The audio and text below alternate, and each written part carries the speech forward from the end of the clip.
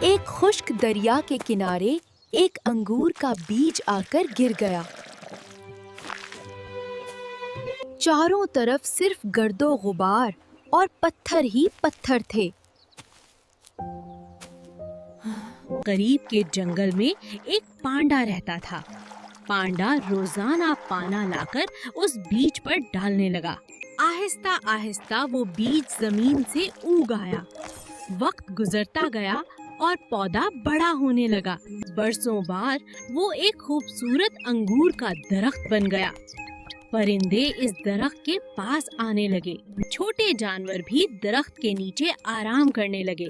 سب جانور درخت کے سائے میں خود کو محفوظ ایک سال اچانک سخت قحط پڑ گیا۔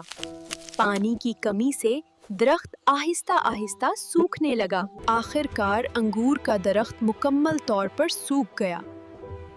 پانڈا درخت کو دیکھ کر اداس ہو گیا۔ کچھ وقت خاموشی میں گزر گیا۔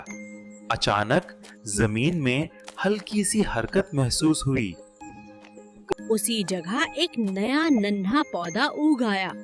پانڈا نے امید بھری نظروں سے اس پودے کو دیکھا۔